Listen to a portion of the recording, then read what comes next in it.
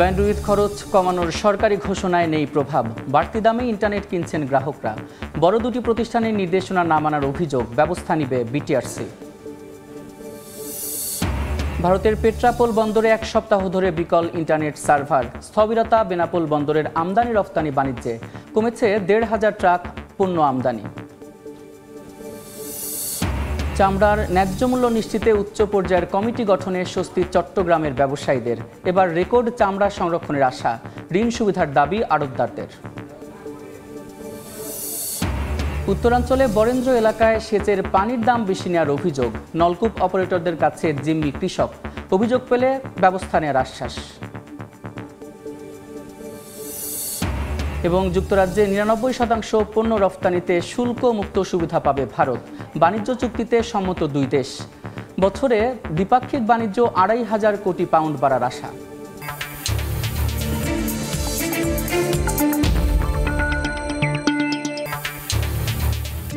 দেখছিলেন শিরোনাম। আমন্ত্রণ জানাচ্ছি দেশ ও দেশের বাইরের অর্থ বাণিজ্যের নানা খবর নিয়ে আমাদের নিয়মিত আয়োজন এ সময়ের বাণিজ্যে। আপনাদের সঙ্গে আছি আমি সাদিক হাসান ইমন। দর্শক, অর্থ বাণিজ্যের পাশাপাশি আজ আমরা আলোচনা করব ইন্টারনেটের মূল্য প্রসঙ্গে। আমাদের সঙ্গে ভার্চুয়ালি যুক্ত আছেন রবির chief corporate and regulatory officer Mohammad Shahidul Alam. জনাব শাহিদুল আলম, এ সময়ের বাণিজ্যে আপনাকে স্বাগত। ধন্যবাদ আপনাকে আমাকে আমন্ত্রণ জানানোর জন্য। আপনার সঙ্গে আমরা আলোচনায় ফিরব, তার আগে এই সংক্রান্ত একটি প্রতিবেদন দেখে আসি। সরকারের ঘোষণা অনুযায়ী ব্যান্ডউইথ কেনা এবং সঞ্চালনে খরচ কমেছে মোবাইল অপারেটরদের। অথচ গ্রাহককে ডেটা কিনতে হচ্ছে আগের দামেই। কারণ হিসেবে মোবাইল অপারেটররা বলছে, সরকারের ঘোষণা মেনে বৃহৎ দুটি প্রতিষ্ঠান সামিট এবং ফাইবার অ্যাট হোম তাদের ক্ষেত্রে কোনো খরচ কমায়নি। এর সত্যতা স্বীকার করেছে সামিট। তবে ফাইবার অ্যাট হোম বলছে ব্রডব্যান্ড এবং মোবাইল উভয় সেবায় খরচ কমানো হয়েছে। শুভখানের রিপোর্ট। দেশের ১৩ কোটি ইন্টারনেট গ্রাহকের কথা মাথায় রেখে গেল ২২ মার্চ ব্যান্ডউইথের দাম ১০% কমায় রাষ্ট্রায়ত্ত প্রতিষ্ঠান বাংলাদেশ সাবমেরিন কেবল কোম্পানি। এরপর আন্তর্জাতিক গেটওয়ে স্তরে ব্যান্ডউইথের দাম ১০% এবং সঞ্চালন পর্যায়ে ১৫ থেকে ২০% খরচ কমানোর ঘোষণা দেয় এ খাতের বৃহৎ দুই বেসরকারি প্রতিষ্ঠান সামিট এবং ফাইবার অ্যাট হোম। ৩ স্তরে খরচ কমায় মোবাইল অপারেটরদের। ইন্টারনেটের দাম কমাতে বারবার তাগাদা দিচ্ছে সরকার, তাতে সাড়া নেই। আগের দামেই মোবাইল ডাটা কিনতে হচ্ছে গ্রাহকদের। উইকলি একটা প্যাকেজ ব্যবহার করতাম, সেটার দাম 4 বার বেড়েছে। এখন আমি ওই প্যাকেজটার ব্যবহার করছি না, এখন অন্য একটা প্যাকেজ ব্যবহার করছি। টাকাটা যদি একটু কমানো হতো তাহলে মনে হয় সবার জন্যই ভালো হতো আর কি। অপারেটর সূত্র বলছে, আইআইজি পর্যায়ে প্রতি এমবিপিএস ব্যান্ডউইথে বিটিআরসি নির্ধারিত দাম ৩৫০ টাকা হলেও আইএসপিরা কেনে ২০০ টাকায়, আর মোবাইল অপারেটররা কেনে ১৫০ থেকে ১৬০ টাকায়। ব্যান্ডউইথ কেনা কিংবা সঞ্চালনে ফাইবার অ্যাট হোম ও সামিটের দাম কমানোর ঘোষণার ২ সপ্তাহ পার হলেও মোবাইল অপারেটরদের খরচের কোনো হেরফের হয়নি। কমাচ্ছে দাম বা এটা কিন্তু আমরা এখনো পাইনি। এটা যখন পাবো তখন না বুঝতে পারবো কি করা যায়। ঘোষণার কথা শুনেছি, বাট আমরা সে ধরনের কোনো কমিউনিকেশনস কিন্তু এখনো পাইনি। এখন সেটার উপর বেসিস করে আমি কি কিছু ডিক্লেয়ার করতে পারবো? অপারেটরদের বক্তব্যের সত্যতা মিলল সামিট কমিউনিকেশনসের বিবৃতিতে। প্রতিষ্ঠানটি বলছে, মোবাইল নয়, শুধু ব্রডব্যান্ড সেবায় ব্যান্ডউইথ এবং সঞ্চালন খরচ কমানো হয়েছে। তবে ফাইবার অ্যাট হোম বলছে, ব্রডব্যান্ড এবং মোবাইল সেবায় কার্যকর হয়েছে নতুন দর। যখন ঘোষণা দিচ্ছি তখন থেকে আমরা কার্যকর শুরু করেছি আর কি। শুধু মোবাইল না, এক্সেস লেয়ারে যারা আমাদের কাস্টমার, যারা মানে আইআইজি, আইটিসি এবং এনটিটেনের কাস্টমার, তারা অবশ্যই সুবিধা পাচ্ছে। বিটিআরসি বলছে, এ বিষয়ে কাজ চলছে। দেশের এখনো ৯০% মানুষ মোবাইল ইন্টারনেটটা ব্যবহার করে, মোবাইল ব্রডব্যান্ড যেটাকে বলি, ওইটার প্রাইসও কমাতে হবে, সেটা নিয়েও আমরা কাজ করছি। দেশে ব্যান্ডউইথ আমদানি করে 7টি আইটিসি প্রতিষ্ঠান, পাইকারিভাবে তা বিক্রি করে 34টি আইআইজি অপারেটর, আর ফাইবার সেবা দেয় 6 প্রতিষ্ঠান। এই 3টি সেবাই দেয় সামিট এবং ফাইবার অ্যাট হোম। শুভ খান, সময় সংবাদ, ঢাকা। আমরা ইন্টারনেটের মূল্য বিষয়ক প্রতিবেদনটি দেখছিলাম, আর এর জন্য আমাদের সঙ্গে আলোচনার জন্য ভার্চুয়ালি যুক্ত আছেন জনাব শাহিদুল আলম। সরাসরি চলে যাচ্ছি তার কাছে। জনাব শাহিদুল আলম, আপনাকে আবারও স্বাগত। আমরা প্রতিবেদনটি দেখছিলাম, সেক্ষেত্রে দেখা যায় ব্যান্ডউইথ কেনা এবং সঞ্চালনের ক্ষেত্রে সরকার, বিভিন্ন অপারেটর যদি বলি আইআইজি, এনটিটিএন এবং দেখা যায় আপনাদের মধ্যে বিভিন্ন ধরনের দেখা যাচ্ছে ঘোষণা এবং বক্তব্য ভিন্ন ভিন্ন দেখা যাচ্ছে। যদি প্রশ্ন করা হয় যে সামিট এবং ফাইবার অ্যাট হোম যদি খরচ না কমায় তাহলে সরকার কিভাবে ঘোষণা দিল, আপনার কি বলার থাকবে সেক্ষেত্রে? দেখুন এখানে দাম কমানোর ব্যাপারটা সম্পূর্ণভাবে একটা প্রসেসের উপর ডিপেন্ড করে। সরকার এবং সরকারের সাথে যারা জড়িত আমাদের রেগুলেটর সবাই দাম কমানোর জন্য আন্তরিকভাবে চেষ্টা করছে। আমরাও তাদেরকে বিভিন্নভাবে সহযোগিতা করার চেষ্টা করছি যাতে ওভারঅল দামটা কমে, আমাদের ইন্টারনেটটা যাতে আমাদের কাস্টমারদের জন্য অ্যাফোর্ডেবল হয়। ইন্টারনেট ত্রুটির কারণে আমাদের যোগাযোগটি বিচ্ছিন্ন হয়েছে। আমরা আবারও আলোচনায় ফিরব কিছুক্ষণ পর। এবার বন্দর বাণিজ্যের খবর।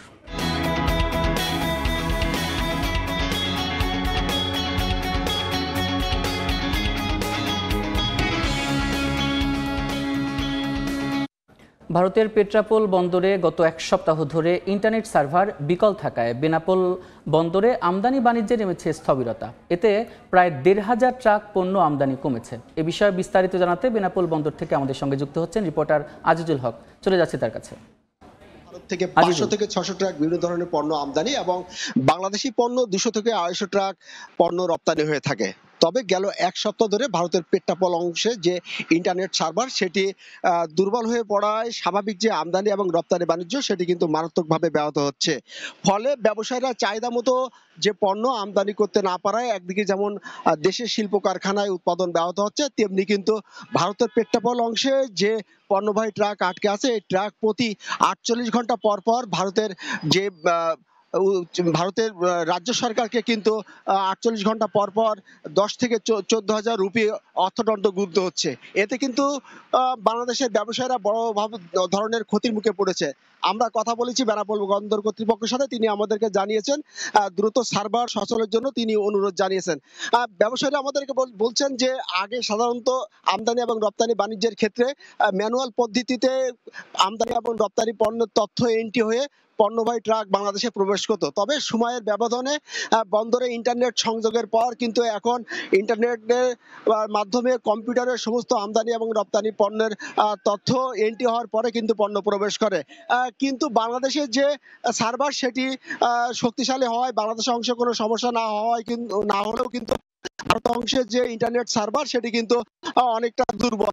মাঝে মাঝে কিন্তু এই ধরনের সমস্যা হয় এবং রপ্তানি বাণিজ্য ব্যাহত হয়ে থাকে। আপনি জানেন বেনাপোল স্থল বন্দরে যে সমস্ত পণ্য আমদানি হয় এই আমদানি পণ্যের মধ্যে বড় একটি অংশ রয়েছে শিল্প কারখানার কাঁচামাল এবং বিভিন্ন ধরনের খাদ্যদ্রব্য। গত এক সপ্তাহে প্রায় 1,500 পণ্যবাহী ট্রাক কিন্তু পেট্রাপোল বন্দরে আটকে আছে। বন্দরে যারা সাধারণ ব্যবসায়ী আছে তারা আমাদেরকে জানিয়েছেন যে আজ সকাল থেকে কিছুটা ইন্টারনেট স্বাভাবিক হয়েছে এবং তারা আশা করছেন 2-1 দিনের মধ্যে ইন্টারনেটের যে সমস্যা সেটি স্বাভাবিক হবে এবং দু দেশের মধ্যে যে আমদানি এবং রপ্তানি বাণিজ্য সেটি পূর্বের ন্যায় স্বাভাবিক হবে। প্রতিদিন এই বেনাপোল বন্দর থেকে কিন্তু সরকার প্রায় 40 থেকে 50 কোটি টাকা রাজস্ব আয় হয়ে থাকে। তবে ইন্টারনেট সার্ভার দুর্বলের কারণে ট্রাক আমদানির সংখ্যা কমে যাওয়ায় কিন্তু যে রাজস্ব আয় সেখানেও কিন্তু একটি বিরূপ প্রভাব পড়েছে। অর্থাৎ রাজস্ব আয় কমে কিন্তু 40 কোটি থেকে নেমে কিন্তু 20 কোটিতে দাঁড়িয়েছে। এতে কিন্তু বছর শেষে যে রাজস্ব আয়ের পরিমাণ সেখানে কিন্তু ঘাটতি দেখা যেতে পারে। বেনাপোল বন্দরতে আমদানি বাণিজ্যে কি সমস্যা থাকলেও কিন্তু যে রপ্তানি বাণিজ্য সেটি কিন্তু পুরোটা স্বাভাবিক আছে এবং গতকালকেও কিন্তু 167 ট্রাক বিভিন্ন ধরনের পণ্য বেনাপোল বন্দর থেকে ভারতে রপ্তানি হয়েছে। তো এই ছিল বেনাপোল স্থল বন্দর থেকে আমদানি এবং রপ্তানি পরিস্থিতি নিয়ে আমার কাছে সর্বশেষ। বেনাপোল বন্দর থেকে যুক্ত ছিলেন সহকর্মী আজিজুল হক।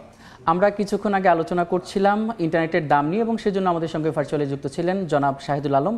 আমরা আবারও আলোচনায় ফিরছি। জনাব শাহিদুল আলম, আপনাকে যে প্রশ্নটি করেছিলাম যে দেখা যাচ্ছে যে এই যে ইন্টারনেটের দাম কমা এবং সঞ্চালন খরচ কমা নিয়ে দেখা যাচ্ছে যে বিভিন্ন অপারেটর আইআইজি তারপর এনটিটিএন সরকার এবং আপনাদের মধ্যে বিভিন্ন রকমের বক্তব্য পাওয়া যাচ্ছে। তো এক্ষেত্রে যদি বলা হয় যদি সামিট এবং ফাইবার অ্যাট হোম যদি দাম না কমায় তাহলে সরকার কিভাবে ঘোষণা করলো, এ ব্যাপারে আপনার কি বলার আছে? প্রথমে আমি একটু বলে রাখি, এখানে সরকারের পক্ষ থেকে এবং রেগুলেটরের পক্ষ থেকে এবং আমাদের দিক থেকেও আমরা আন্তরিকভাবে চেষ্টা করছি আমাদের ইন্টারনেটের দামটা কমে যাতে একটা অ্যাফোর্ডেবল পর্যায়ে আসে, যাতে আমরা আমাদের যে আনকানেক্টেড পিপুল আছে, আনকানেক্টেড জনসাধারণ আছে, তাদেরকে যাতে আমরা এই ডিজিটাল কানেক্টিভিটির মধ্যে আনতে পারি।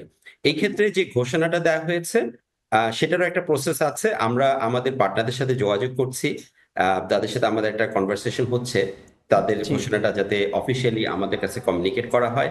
আমরা আশা করছি যে ওনারা যেই ডিসকাউন্টের কথা বলেছেন বা যে প্রাইস বা মূল্য যেটা কমানোর কথা বলেছেন সেটা কার্যকর করবেন। কার্যকর করলে আমরা সেটা রিফ্লেকশনটা পাবো। এটা কিন্তু আসলে হঠাৎ করে একদিনের ঘোষণা কোনো বিষয় না। টেলিকমের বা মোবাইলের যে মূল্যটা সেটা অনেক কিছুর উপর ডিপেন্ড করে এবং সেটার মধ্যে অফকোর্স এটার মধ্যে যে কস্টগুলো আছে আমাদের ইকোসিস্টেমে যারা আমাদের পার্টনাররা আছে তাদের সকলের সহযোগিতা প্রয়োজন। এখানে আপনি যেটা বলেছেন যে এখানে আমাদের আইআইজি অপারেটর আছে, এনটিটিএন অপারেটর আছে, সবার সহযোগিতা পেলেই তখন আমরা দেখব যে ধীরে ধীরে আসলে ইন্টারনেটের দামটা কমছে এবং সহনীয় পর্যায়ে আসছে। এটার জন্য আমরা কাজ করছি, আমরা কমিউনিকেট করছি, আমরা আশা করছি এটা সহসা একটা কার্যকারিতার দিকে যাবে। জি, এই যে দেখা যায় যে সম্প্রতি আপনাদের জন্য DWDM মেশিন এবং দেখা যায় যে ডার্ক ফাইবারের ব্যবস্থা করেছে সরকার। শুধু একটাই চাওয়া যে ইন্টারনেটের সেবার মান যাতে ঠিক থাকে এবং দাম যেন কমে, তো সেটা কেন হচ্ছে না, আপনার কি বলার আছে এই ক্ষেত্রে? প্রথমে বলে রাখি যে ইন্টারনেটের দাম নিয়ে আসলে কিছু ধোঁয়াশা আছে। আপনারা যদি দেখেন বিশ্বের অনেকগুলো দেশের যদি আপনি বা কম্প্যাটেবল দেশগুলো যদি দেখেন, বাংলাদেশে ইন্টারনেট দাম কিন্তু আসলে অনেক কম। এখন এটা হয়তো বা মোবাইল অপারেটর হিসেবে আমরা বলছি, সেটা নিয়ে অনেকেই ক্রিটিসাইজ করতে পারে, কিন্তু আসলে ডেটা যদি আপনি দেখেন, আপনি দেখবেন বাংলাদেশে যে মোবাইল সেবা আমরা দিচ্ছি সেক্ষেত্রে কিন্তু আমরা অনেক সাশ্রয়ী মূল্যে কিন্তু মোবাইল সেবাটা দিচ্ছি। আমরা যেটা পাচ্ছি সেটা হচ্ছে যেহেতু এখানে একটা ভয়েস মার্কেট আছে, সেখান থেকে কিন্তু আমরা সাবসিডি দিয়ে কিন্তু আমরা ডেটা প্রাইসিংটা করতে পারছি এই মুহূর্তে পর্যন্ত। এইটার ক্ষেত্রে যেটা হয় যে ডার্ক ফাইবার বা আপনার DWDM ইকুইপমেন্টের যে মূল্যের কথা বললেন আপনি, এখান থেকে আসলে আমাদেরকে যে জিনিসটা আসলে বেশি নজর দিতে হবে সেটা হচ্ছে আমাদের জনগণ বা যে কোনো একজন কাস্টমার যখন রিচার্জ করে তার 56 টাকা কিন্তু ট্যাক্স, বিভিন্ন রকমের ট্যাক্স, স্পেকট্রাম চার্জ এবং এইসব জড়িত আছে, রেগুলেটরি ফিজ আছে। সো আমাদেরকে আসলে মোটা দাগে সে বড় জায়গাগুলোতে হাত দিতে হবে, কারণ ছোট জায়গাগুলোতে আপনি যদি হাত দেন সেটার যে পার্সেন্টেজ আপনার কস্টের উপর ইম্প্যাক্ট পড়বে সেটা আসলে অতটুকু গুরুত্ব পায় না তখন। সো আমাদের যে জায়গাটাতে গুরুত্ব পাবে সেটা হচ্ছে, যেমন আমরা এখন সার্চ চার্জ দিচ্ছি 1% করে, যেটা আসলে পদ্মা সেতুর জন্য নেওয়া হতো, সেটা এখনো নেওয়া হচ্ছে। আমাদের সাপ্লিমেন্টারি একসময় ছিল 5%, সেটা এখন 20%। টেলিকমের মতন একটা সেবা আসলে সাপ্লিমেন্টারি ডিউটি কতটুকু কার্যকর বা কতটুকু এফেক্টিভ, আমরা এটা অনেকবার প্রশ্ন তুলেছি এটা নিয়ে। এখন আবার আমাদেরকে মনে রাখতে হবে যে এই খাতটাও কিন্তু বাংলা সরকারের একটা বড় আয়করের খাত, এখান থেকে সরকার একটা বড় ধরনের রাজস্ব পায়। সো সরকারের জন্য কিন্তু এটা চ্যালেঞ্জিং যে হঠাৎ করে ট্যাক্স কমিয়ে মূল্য কমানো। সেক্ষেত্রে DWDM, ডার্ক ফাইবার, আরও যে কস্ট এলিমেন্টগুলো আছে সেগুলো দেখা হচ্ছে, আমরা সবাই মিলেই কাজ করছি। এটা একটু সময়ের ব্যাপার। এটা আসলে ডিক্লারেশন দিয়ে আমরা যে মূল্য কমাবো সেটা পর্যায়ে আসতে গেলে আমাদেরকে দেখতে হবে যে আমাদের আসলে কস্ট কমেছে কিনা। সো এই কস্ট কমার ব্যাপারটা কিন্তু একটা স্টেজ বাই স্টেজ একটা ইস্যু, একটা ধারাবাহিকতা আছে। এবং আপনি দেখবেন যে অনেক প্যাকেজের দাম কিন্তু কমেছে, এবং গত এক বছর যদি আপনি দেখেন, আমরা 2023 থেকে 2024 এবং 25-এ আমরা গত মার্চ মাস পর্যন্ত প্রায় 17%-এর মতন আমরা আমাদের যে রেট সেটা কমিয়েছি বা কমাতে বাধ্য হয়েছি। এর মধ্যে প্রচুর পরিমাণ গ্রাহক আমরা হারিয়েছি। জি জি, এই যে আপনি একটু আগে বলছিলেন যে অন্যান্য দেশের সাথে আমাদের দেশের তুলনা করছেন, অন্যান্য দেশের বিভিন্ন মানদণ্ডের সাথে তো আমাদের দেশের মানদণ্ড এক হয় না। যেমন অন্যান্য দেশের আমাদের দেখতে হবে যে ইন্টারনেটের মান কমেছে এবং সেটা দ্বারা আমাদের জনসাধারণ উপকৃত হচ্ছে কিনা। সেক্ষেত্রে দেখা যাচ্ছে যে সেই দামটা আসলে আমাদের জনসাধারণকে স্বস্তি দিচ্ছে না। সেই হিসেবেই বলতে চাই যে প্রধান উপদেষ্টার বিশেষ সহকারী যিনি জনাব তৈয়ব, তিনি বলেছেন যে বাংলাদেশের ইন্টারনেটের মানের তুলনায় দাম অনেক বেশি, কিন্তু আপনারা বলছেন তার উল্টো কথা। এই দুইটা আপনারা আমাদের ব্যাখ্যা করবেন যে আসলে হচ্ছেটা কি? প্রথমত আপনি যখন অন্য দেশের কথা বলছেন, আমার দেশের পলিসি, আমার দেশের ইকোসিস্টেম কিন্তু অন্য দেশের মতো না। পৃথিবীর কোথাও কিন্তু এরকম ICX, IGW, NTTN, IIG এই ধরনের কোনো ভেদাভেদ নেই। প্রত্যেক দেশেই কিন্তু মোবাইল অপারেটর ডাইরেক্ট এই ধরনের সেবা দিয়ে থাকে। সো এই ধরনের একটা পলিসির উপর দাঁড়িয়ে যখন আমরা মোবাইল সেবার কথা বলি, তখন কিন্তু আসলে ওই জিনিসগুলো আমাদের ডিসকাশনের মধ্যে আসা উচিত। এবং আমি যখন বলছি যে আমাদের সেবাটা সেরকম উন্নত দেশের মতো না, আপনাকে কিন্তু এটাও দেখতে হবে যে আমরা আসলে কি করছি এই মোবাইল ইন্টারনেট দিয়ে। আমাদের বেস্ট যেটা ইউজ হচ্ছে সেটা হচ্ছে মোবাইল স্ট্রিমিং। মোবাইল স্ট্রিমিং এ আমরা যেটা দেখি সেখানে হচ্ছে আপনার খুব বেশি হলে 4 Mbps অথবা 5 Mbps মতন দরকার হবে। কিন্তু ডিমান্ডটা হচ্ছে যে প্রত্যেক গ্রাহক লেভেলে 10 Mbps দেওয়া, সেটার জন্য একটা খরচ আছে, সেটা কিন্তু আবার গ্রাহক লেভেলে আপনার কস্ট বেড়ে যাবে আমরা যদি সেটা দিতে চাই। আমাদের দেওয়ার ক্যাপাবিলিটি আছে, কিন্তু সেটা যদি দিতে চাই সেটা আমাদের গ্রাহকদের জন্য একটা সাশ্রয়ী হবে না। আরো একটা জিনিস এখানে দেখার বিষয় আছে, আমাদের মতন কিন্তু ট্যাক্সেশন অন্য কোনো দেশে নেই যে 100 টাকা 56 টাকা ট্যাক্স। আপনি যদি আমাদের পার্শ্ববর্তী ভারতের কথা বলেন, সেখানে কিন্তু ট্যাক্স হচ্ছে 21%-এর মতো, এবং টেলিকমের উপরে স্পেসিফিক কোনো রকমের ট্যাক্স নেই, যেটা আমাদের এখানে আছে। আবার আমি যদি আমাদের সার্ভিসের কথা বলি, আমাদের এখানে আমরা বিভিন্ন জায়গায় আমরা অনেকগুলো সমস্যার কথা বলেছি। আসলে সেসব সমস্যাগুলো সমাধানের ব্যাপারে সরকার যদি আমাদেরকে একটু সহযোগিতা করে, তাহলে দেখবেন আপনি কোয়ালিটি অফ সার্ভিসটা আরো অনেক বেটার হবে। যেমন ধরেন আমরা অনেক জায়গায় সাইট পাচ্ছি না, যেমন ধরেন আমরা সুলভ মূল্যে স্পেকট্রাম পাচ্ছি না। একদিকে সরকার বলছে আপনাকে দাম কমাতে হবে, কিন্তু স্পেকট্রামের দাম কিন্তু কমছে না। জি, আসলে সেটাই যে আপনারা একমত হবেন এবং সবাই একমত হয়ে ইন্টারনেটের দাম কমাবে এবং জনগণের ভোগান্তি যাতে কমে, কম দামে যাতে ইন্টারনেট পায়, এবং সর্বোপরি উন্নয়নশীল দেশে উন্নীতকরণে যেন বাংলাদেশ এই ইন্টারনেট সেবাটা যেন বড় ধরনের একটি প্রভাব ফেলে। আপনাকে অসংখ্য ধন্যবাদ এই সময় বাণিজ্যে আসার জন্য। আপনাকে আমরা এতক্ষণ আলোচনা করেছিলাম ইন্টারনেটের দাম নিয়ে, আর এর জন্য আমাদের সঙ্গে ভার্চুয়ালি যুক্ত ছিলেন জনাব শাহিদুল আলম। এবার জানাবো পুঁজিবাজারের খবর। প্রধান পুঁজিবাজার ঢাকা স্টক এক্সচেঞ্জ ডিএসইতে সূচকের বড় পতন হয়েছে। সবশেষ বাজার পরিস্থিতি জানাতে সরাসরি নিয়ে যাচ্ছি ডিএসই ওয়েবসাইটে। গতকালকে কিন্তু আমরা দেখেছিলাম যে 500 কোটি টাকার উপরে লেনদেন হয়েছিল, এবং আজকে কিন্তু দেখা যাচ্ছে যে বড় ধরনের পতন শুরুতেই। এখানে কিন্তু বলা হচ্ছে যে ভারত এবং পাকিস্তানের যে যুদ্ধ, সেই যুদ্ধের সংখ্যা কিন্তু কাটেনি, সেজন্য কিন্তু বিনিয়োগকারীদের মধ্যে একটা আতঙ্ক দেখা দিয়েছে, এবং সেটার একটা প্রভাবে কিন্তু ডিএসসি প্রধান সূচকে কমেছে, সেটা বিভিন্ন গণমাধ্যম বলছে। তো আজকে দেখতে পাচ্ছি শুরুতেই বড় পতন ডিএসসি প্রধান সূচক ডিএসসি এক্সে, সেটি এখন পর্যন্ত প্রথম প্রায় 1 ঘন্টা 22 মিনিটে প্রায় 84 পয়েন্ট কমেছে এবং এখন অবস্থান করছে 4886 পয়েন্টে। এবং দেখা যাচ্ছে ডিএসসি এক্স সরিয়া সূচক, সেটিতে দেখতে পাচ্ছি যে সেটাও কিন্তু প্রায় 25 পয়েন্ট কমেছে এবং এখন অবস্থান করছে 1065 পয়েন্টে। DS30 বাছাইকৃত সূচক, সেটাও দেখছি যে প্রায় 21 পয়েন্ট কমে এখন অবস্থান করছে 1813 পয়েন্টে। আর ঢাকা পুঁজিবাজারে এখন পর্যন্ত লেনদেন হয়েছে মোট 215 কোটি 70 লাখ টাকার বেশি। আর যে কোম্পানিগুলো এ পর্যন্ত লেনদেন করেছে তার মধ্যে দেখা যাচ্ছে 11টি কোম্পানির শেয়ারের দাম বেড়েছে, তার 365টি কোম্পানির শেয়ারের দাম কমেছে এবং অপরিবর্তিত অবস্থায় রয়েছে কিন্তু 13টি কোম্পানির শেয়ারের দাম। আর এখন পর্যন্ত দেখা যাচ্ছে যে কোম্পানিগুলো লেনদেন করেছে তার মধ্যে শীর্ষ 20-এ যে কোম্পানিগুলো রয়েছে তাদের কার অবস্থান কোথায় এটা আমরা জেনে নেব। প্রথমেই কিন্তু NRB ব্যাংক রয়েছে, যার একটি শেয়ার এখন বিক্রি হচ্ছে 15 টাকা 50 পয়সায়, যার একটি শেয়ার সর্বোচ্চ 16 টাকা এবং সর্বনিম্ন 14 টাকা 90 পয়সায় বিক্রি হয়েছে। এবং আজকে এখন পর্যন্ত এই ব্যাংকটি সর্বমোট লেনদেন করেছে 25 কোটি 46 লক্ষ টাকার বেশি। তারপরে রয়েছে বিচ হ্যাচারি পিএলসি, যার একটি শেয়ার এখন বিক্রি হচ্ছে 52 টাকা 30 পয়সা, যার একটি শেয়ারের সর্বোচ্চ দাম 57 টাকা এবং সর্বনিম্ন দাম 50 টাকা 90 পয়সা ছিল। তারপরেই কিন্তু রয়েছে বারাকা পতেঙ্গা পাওয়ার কোম্পানি লিমিটেড, যার একটি শেয়ার এখন বিক্রি হচ্ছে 14 টাকা 80 পয়সা এবং এটাই কিন্তু এই শেয়ারের সর্বোচ্চ দাম 14 টাকা 80 পয়সা, সর্বোচ্চ দামে এখন এটি বিক্রি হচ্ছে এবং এর একটি শেয়ার সর্বনিম্ন দাম ছিল 14 টাকা 50 পয়সা। তারপরেই কিন্তু রয়েছে ব্র্যাক ব্যাংক, যার একটি শেয়ার এখন বিক্রি হচ্ছে 51 টাকা 80 পয়সায়। এর একটি শেয়ারের সর্বোচ্চ দাম কিন্তু 52 টাকা 10 পয়সা এবং সর্বনিম্ন 50 টাকা 70 পয়সা বিক্রি হচ্ছে। এবং 5 নম্বরে কিন্তু আবারও রয়েছে বারাকা পাওয়ার লিমিটেড, যার একটি শেয়ার এখন বিক্রি হচ্ছে 12 টাকা 50 পয়সায়। তো দেখা যাচ্ছে যে সামনে কিন্তু একটি বাজেট রয়েছে, সেই বাজেটে কিন্তু দেখা যায় যে এই যে পুঁজি বাজারের বিভিন্ন করের ব্যাপারে কিন্তু বিভিন্ন ধরনের আপডেট আসে, তো এখন পর্যন্ত কিন্তু সেই ধরনের কোনো আপডেট আসেনি, তাই এর একটি প্রভাবও কিন্তু শেয়ার বাজারে পড়তে পারে। তো ঢাকা স্টক এক্সচেঞ্জের ওয়েবসাইট থেকে এই ছিল আমার কাছে লেটেস্ট আপডেট।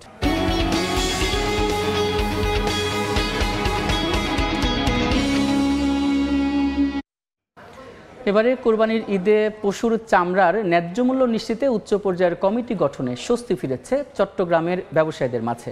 কারসাজি এড়িয়ে সরকার নির্ধারিত দরে ট্যানারি মালিকরা চামড়া কিনলে রেকর্ড পরিমাণ চামড়া সংরক্ষণের আশা তাদের। পাশাপাশি ট্যানারি মালিকদের কাছে থাকা বকেয়া পাওনা পরিশোধ এবং ঋণ সুবিধার কথা বলছেন আড়তদাররা। শাখাওয়াত টুপুর ক্যামেরায় বিস্তারিত জানাচ্ছেন কমল দেব। 2020 এবং 21 সালে কোরবানির পশুর চামড়া সংগ্রহের ক্ষেত্রে বড় ধরনের বিপর্যয়ের কবলে পড়েছিলেন চট্টগ্রামের ব্যবসায়ীরা।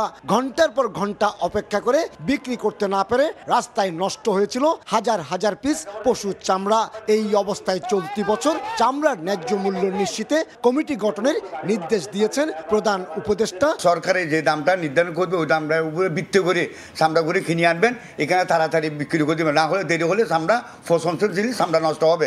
সাধারণ চামড়া ব্যবসায়ীদের অভিযোগ, প্রতি বছর সরকার কোরবানির আগে দর নির্ধারণ করে দিল, ট্যানারি মালিকেরা তা নিয়ে কারসাজি করতেন। গত বছরের বিক্রিত চামড়ার দর এখনো পরিশোধ করা হয়নি বলে দাবি তাদের। ট্যানারিওয়ালারা আমাদেরকে যে দাম রেট দেয় সেই দামে চামড়া কিনে না, এটা কম বলে। আবেদন থাকবে সরকারের কাছে, আমাদের যেন নির্ধারিত দামটা দেয়, ওই দামটা যেন আমরা পাই, সঠিক দামটা যেন পাই, আর আমাদের টাকা যেন বকেয়াটা না থাকে। তবে এবারের কোরবানি গ্রীষ্ম মৌসুমে হয়, তীব্র গরমে চামড়া নষ্ট হওয়ার শঙ্কা রয়েছে। অনুরোধ থাকবে তারা যেন আসি তাড়াতাড়ি মালগুলা চামড়াগুলা বিক্রি করে দিয়ে আমাদের কাছে, আমরা যেন লবণজাত করি, যেন আশা করি নষ্ট না হয়। চট্টগ্রাম নগরী মুরাদপুর হয়ে আতুরা ডিপো এলাকায় ছোট বড় 250 আড়ত রয়েছে, যেখানে কোরবানির অন্তত 3 লাখ পশুর চামড়া সংরক্ষণের সক্ষমতা রয়েছে। আশা করা হচ্ছে এবার ন্যায্য দাম পেলে চামড়া সংগ্রহের লক্ষ্যমাত্রা 5 লাখ ছাড়িয়ে যাবে। চট্টগ্রামের আতুরা ডিপো থেকে কমল দে, সময় সংবাদ। আজাদ কাশ্মীরে ভারতের আকস্মিক হামলায় নিরাপত্তাহীনতায় আকাশপথ। বুধবার রাতে এই হামলায় নিরাপত্তা আশঙ্কায় বাংলাদেশগামী দুটি ফ্লাইটের একটি ওমানে অবতরণ করেছে, অন্যটি ফিরে গেছে কুয়েতে। শাহজালাল বিমানবন্দর এবং ফ্লাইট রাডারের তথ্য অনুযায়ী তুরস্ক থেকে আসা টার্কিশ এয়ারলাইন্সের ফ্লাইটটি দেশটির এয়ারপোর্ট ছেড়ে আসে গত সন্ধ্যা 7টায়। ঢাকায় অবতরণের কথা ছিল ভোর 5:15টায়, কিন্তু পাকিস্তানের আকাশপথ অনিরাপদ হওয়ায় নিকটস্থ ওমানের মাকসাট এয়ারপোর্টে অবতরণ করে। এছাড়া কুয়েত সিটি থেকে ঢাকাগামী জাজিরা এয়ারওয়েজের একটি ফ্লাইট দেশটি ছেড়ে আসে রাত 10টায়। ঢাকায় অবতরণের কথা ছিল ভোর 5:45। তবে 1 ঘন্টার বেশি আকাশে ওড়ার পর আবারও ফিরে যায় কুয়েতে। উভয় ফ্লাইট পাকিস্তানের আকাশপথ দিয়ে ভারত হয়ে বাংলাদেশে আসার কথা ছিল।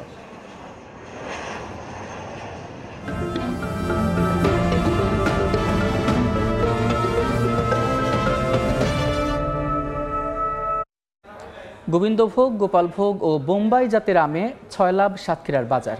তবে সিন্ডিকেটের কারণে ন্যায্য দাম মিলছে না বলে দাবি বাগান মালিকদের। আর ব্যবসায়ীরা বলছেন সরবরাহ ভালো থাকায় দাম কমেছে। সাতক্ষীরা থেকে মমতাজ আহমেদ বাপির পাঠানো তথ্য এবং ছবি নিয়ে রিপোর্ট। আমের ভারী নুয়ে পড়েছে সাতক্ষীরার বিভিন্ন অঞ্চলের বাগানে থাকা গাছগুলো। রসালো মিষ্টি ফল পাড়ার ধুম পড়েছে বাগানগুলো। জেলা প্রশাসন ও কৃষি সম্প্রসারণ অধিদপ্তরের ব্যবস্থাপনায় আম সংগ্রহের পর নেওয়া হচ্ছে বড় বাজারে। এখন পাওয়া যাচ্ছে গোবিন্দভোগ, গোপালভোগ ও বোম্বাই জাতের আম। মৌসুমের শুরুতেই স্বাদ নিতে বাজারে ভিড় করছেন ক্রেতারা। বাজার আলহামদুলিল্লাহ মোটামুটি সাধ্যের মধ্যে। গোবিন্দভোগ আমটা কোয়ালিটি বা গ্রেডিং ভেদে আপনার 2000-2200 এরকমই যাচ্ছে। তবে আমের সরবরাহের তুলনায় দাম কম হওয়ায় বিপাকে বাগানিরা। এর পেছনে সিন্ডিকেটকে দায়ী করে বাজার মনিটরিং এর দাবি জানিয়েছেন তারা। বাজারে এই অবস্থা, আমি যে ব্যাপারই নেই, মানে সিন্ডিকেটে চলছে। যারা ব্যাংকের থেকে লোন নিয়ে লোকের কাছে টাকা নিয়ে আম চাষ করে, এটা অনেক ক্ষতিগ্রস্ত। তবে ক্রেতা বাড়লে দাম বাড়ার সম্ভাবনা আছে বলে মনে করছেন ব্যবসায়ীরা। আমাদের ব্যাপারী পাত্র কমাইছে, অবশ্যই এরপরে আবার বাড়তে পারে। ব্যাপারী পাত্র যখন 10 জন আসবে তখন হয়তো 100 টাকা 200 টাকা মনে বাড়তে পারে। আর কৃষি কর্মকর্তা বলছেন আমের গুণগত মান বজায় রাখতে বাজার তদারকি করবে স্থানীয় প্রশাসন। কৃষকরা কোনো দালালের খপ্পরে না পড়েন, কোনো সিন্ডিকেট যখন এখানে কাজ না করে, সে বিষয়ে আমাদের প্রশাসন, আইন শৃঙ্খলা রক্ষা বাহিনী এবং আমরা কৃষি বিভাগ সাথে তৎপর আছি। কৃষি সম্প্রসারণ অধিদপ্তরের তথ্য মতে সাতক্ষীরার 5299টি বাগানে এবার আম উৎপাদনের লক্ষ্যমাত্রা নির্ধারণ হয়েছে 62,800 মেট্রিক টন। সময় সংবাদ, সাতক্ষীরা। এভিয়েশন অ্যান্ড অ্যারোস্পেস বিশ্ববিদ্যালয় বাংলাদেশ গত এপ্রিলে যুক্তরাষ্ট্রে অনুষ্ঠিত এক প্রতিযোগিতায় অংশ নিয়ে 160টিরও বেশি বিশ্ববিদ্যালয়ের মধ্যে সার্বিকভাবে 36তম স্থান অর্জন করেছে। মঙ্গলবার বিশ্ববিদ্যালয়টি ঢাকা ক্যাম্পাসে এই উপলক্ষে একটি সংবর্ধনা এবং সংবাদ সম্মেলনের আয়োজন করা হয়। এতে উপস্থিত ছিলেন বিশ্ববিদ্যালয়টির উপাচার্য air vice marshal AKM Monirul Bahar. গত 10 থেকে 13 এপ্রিল যুক্তরাষ্ট্রের অ্যারিজোনায় আয়োজিত প্রতিযোগিতায় অংশ নিয়ে ডিজাইন রিপোর্টে 18তম স্থান অর্জন করে বিশ্ববিদ্যালয়টি। এবছর ডিজাইন বিল্ড ফ্লাই প্রতিযোগিতায় বিশ্ববিদ্যালয়টি 2টি UAV নিয়ে অংশ নিয়েছিল।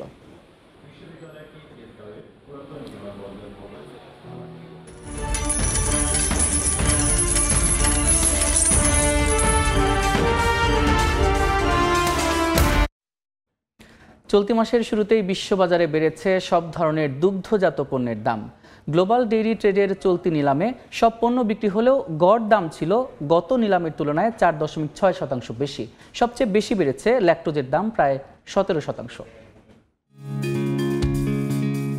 চাহিদা বাড়ায় গ্লোবাল ডেইরি ট্রেড জিডিটির চলতি মাসের প্রথম নিলামে বেড়েছে ননিযুক্ত গুঁড়ো দুধের দাম।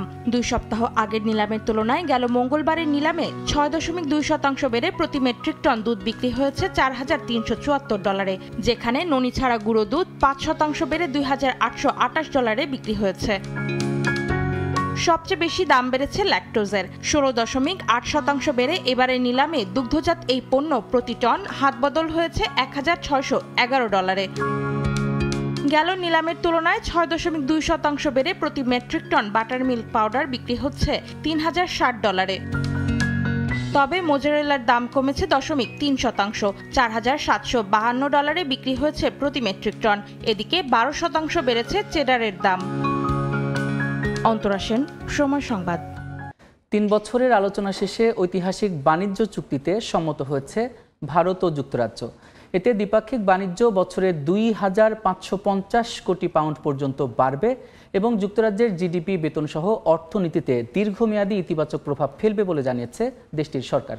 অন্যদিকে এই চুক্তির আওতায় ভারতের 99% রপ্তানি পণ্যের ওপর আর কোনো আমদানি শুল্ক থাকবে না বলে জানিয়েছে দেশটির বাণিজ্য মন্ত্রণালয়।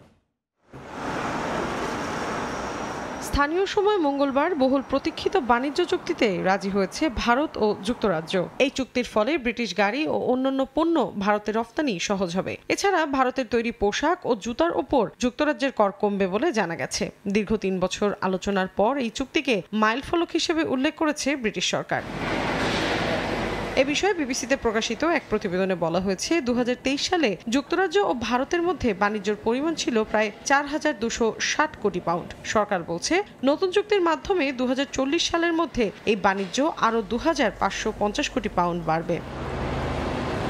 এদিকে ব্রিটিশ প্রধানমন্ত্রী কিয়ার স্টারমার বলছেন এই চুক্তি অর্থনীতিকে চাঙা করবে এবং যুক্তরাজ্যের জনগণ ও ব্যবসার জন্য সুফল বয়ে আনবে। তবে চুক্তিতে অভিবাসন নীতিতে কোনো পরিবর্তন আনা হয়নি, অর্থাৎ যুক্তরাজ্যে অধ্যয়নরত ভারতীয় শিক্ষার্থীদের ক্ষেত্রে কোনো ছাড় বা নতুন নিয়ম নেই। অন্যদিকে ভারতের প্রধানমন্ত্রী নরেন্দ্র মোদী চুক্তিটিকে ঐতিহাসিক ও পারস্পরিক লাভজনক বলে উল্লেখ করেছেন। তিনি আরও বলেন 2020 সালে ইউরোপীয় ইউনিয়ন থেকে যুক্তরাজ্যের বের হয়ে যাওয়ার পর এটি দেশটির সবচেয়ে বড় ও অর্থনৈতিকভাবে গুরুত্বপূর্ণ দ্বিপক্ষীয় বাণিজ্য চুক্তি। এই চুক্তি দুই দেশের অর্থনীতি, বাণিজ্য, বিনিয়োগ, কর্মসংস্থান, উদ্ভাবন ও প্রবৃদ্ধিতে গতি আনবে। ভারতের জন্য আজ একটি ঐতিহাসিক দিন। এখানে আসার আগে আমি ব্রিটেনের প্রধানমন্ত্রীর সঙ্গে কথা বলেছি। এই চুক্তিটি সম্পন্ন হয় আমি আজ খুব খুশি। উভয় পক্ষের জন্য আলোচনাটি কঠিন ছিল। আমরা গত কয়েক বছরে সমস্যা সমাধান করেছি। লেবার পার্টি সবসময় জাতীয় স্বার্থে কাজ করে। যুক্তরাজ্যের বাণিজ্য ও শিল্প দফতর জানায় চুক্তিটি কার্যকর হতে আরও 1 বছর সময় লাগতে পারে। ঐতিহাসিক চুক্তির আওতায় একটি ডাবল কন্ট্রিবিউশন কনভেনশন চালু হচ্ছে, যার ফলে ভারতীয় শ্রমিকরা যুক্তরাজ্যে 3 বছর পর্যন্ত জাতীয় বীমা বা ন্যাশনাল ইন্স্যুরেন্স প্রদানে ছাড় পাবেন এবং ব্রিটিশ কর্মীরাও ভারতে একই সুবিধা পাবেন। বিশ্লেষকরা বলছেন শুধু ব্যবসা নয়, এই চুক্তির মাধ্যমে ব্রিটেন ও ভারতের কূটনীতির নতুন দরজাও খুলতে চলেছে। মৌসুমী সাথী, সময় সংবাদ। এ পর্যায়ে শীর্ষ সংবাদগুলো জানিয়ে দিচ্ছে আরেকবার। ব্যান্ডউইথ খরচ কমানোর সরকারি ঘোষণার নেই প্রভাব, বাড়তি দামে ইন্টারনেট কিনছেন গ্রাহকরা। বড় দুটি প্রতিষ্ঠানের নির্দেশনা না মানার অভিযোগ, ব্যবস্থা নেবে বিটিআরসি। ভারতের পেট্রাপোল বন্দরে 1 সপ্তাহ ধরে বিকল ইন্টারনেট সার্ভার, স্থবিরতা বেনাপোল বন্দরের আমদানি রফতানি বাণিজ্যে, কমেছে প্রায় 1,500 ট্রাক পণ্য আমদানি।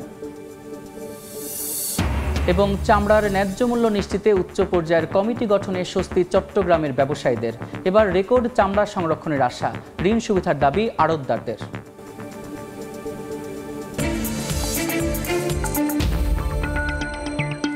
এই ছিল এই সময়ের বাণিজ্যের সঙ্গে থাকুন সময়ের।